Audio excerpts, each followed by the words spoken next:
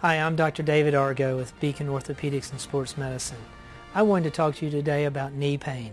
I have patients that come to my office every day with knee pain, and sometimes it's related to the meniscus. And there's a lot of confusion out there about what the meniscus is, so I wanted to share with you the anatomy of the knee and talk to you about the meniscus, how it might be injured, and then what you might need to do about it. First of all, the knee is made up of the femur, it's the top bone in your leg, the tibia, which is the lower bone, and then the kneecap or the patella.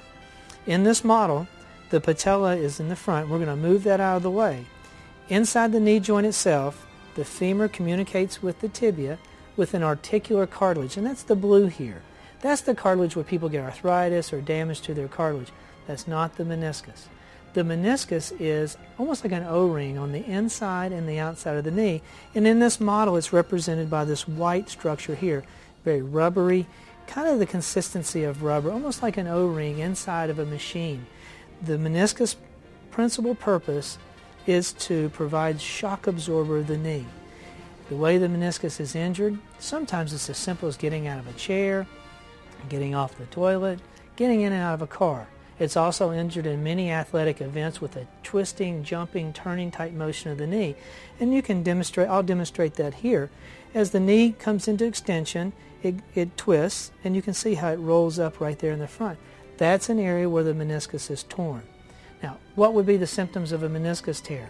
The most common symptoms that I hear is pain or a click or a catching when they go from when my patients go from a sitting position to a standing position, or when they bend and squat and they feel like their knee buckles on them. There's a sudden release of the power in the leg. I have patients tell me they have pain at night when they put their knees together and they touch and there's pain there. Those are the most common symptoms that I see for meniscus patients. The next step, if those symptoms match you, is for you to come in and see us, let us examine you. We'll kind of palpate the knee or push on different spots, and if you have pain along the joint line, if you've got what's called a McMurray's test, which is a positive kind of click or catch with the motion of the knee, then the next step would be probably to get an MRI of your knee and determine whether or not surgery is the right answer for you.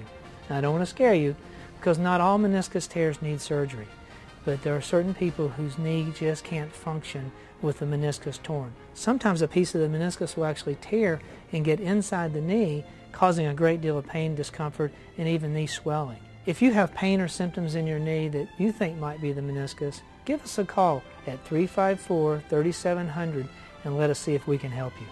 Thank you.